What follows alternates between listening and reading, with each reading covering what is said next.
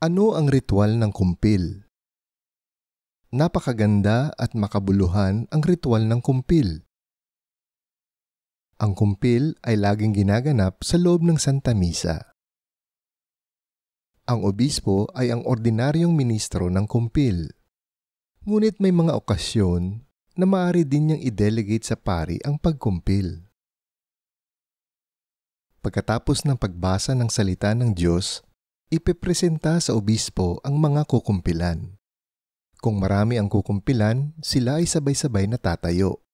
Kung kakaunti, isa-isang tatayo pagtawag ng kanyang pangalan.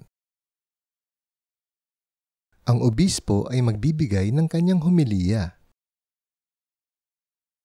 Pagkatapos ng homilya, ang mga kukumpilan ay magsisitayo at uumpisahan ang pagsasariwa ng mga pangako sa binyag na itatakwil si Satanas at patitibayin ang pananampalataya sa Diyos Ama, Diyos Anak, Diyos Espiritu Santo at Simbahang Katolika. Sa bawat tanong, sasagot ang mga kinukumpilan ng opo. Aanyayahan ng obispo ang bayan na manalangin sa Diyos Ama na ipagkaloob niya sa mga kukumpilan ang Espiritu Santo. Ang lahat ay tahimik na mananalangin.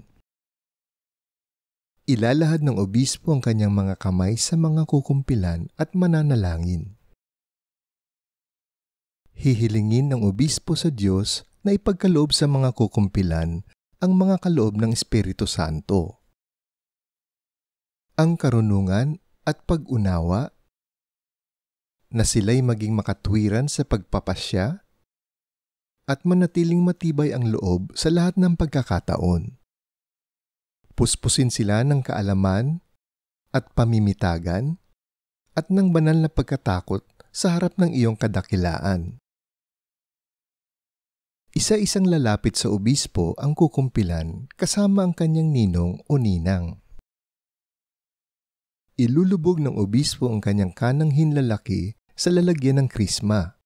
Ipapatong ang kanyang kamay sa ulo ng kukumpilan at kukrusan ang noo samantalang winiwika niya, "Pangalan, tanggapin mo ang tatak na kaloob ng Espiritu Santo."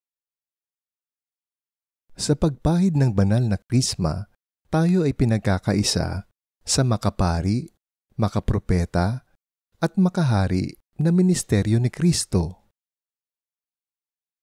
Ang bawat Kristiyano ay dapat manalangin lagi sa Diyos para sa sarili at sa kapwa at ialay ang buhay na kaisa kay Kristo.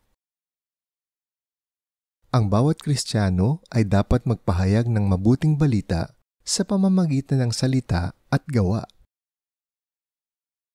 Ang bawat Kristiyano ay nagpapahayag ng ating pakikipagkaisa sa kaharian ng Diyos bilang tagabahagi ng kayamanan ng kaharian sa mga nangangailangan.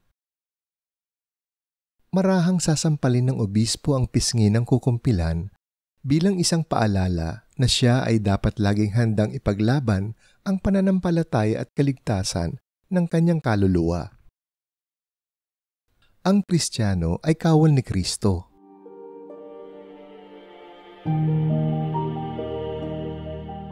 Pagninilay. Ano ang dapat kong gawin kapiling ang Espiritu Santo upang ang aking paglilingkod ay maging ganap sa buhay ko bilang pari, propeta at hari?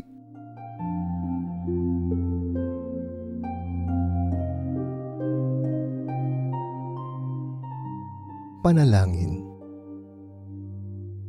Panginoon, ako po ay lubos na nagpapasalamat sa dakilang kaloob na aking natanggap sa kumpil.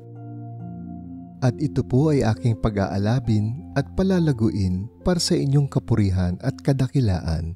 Amen.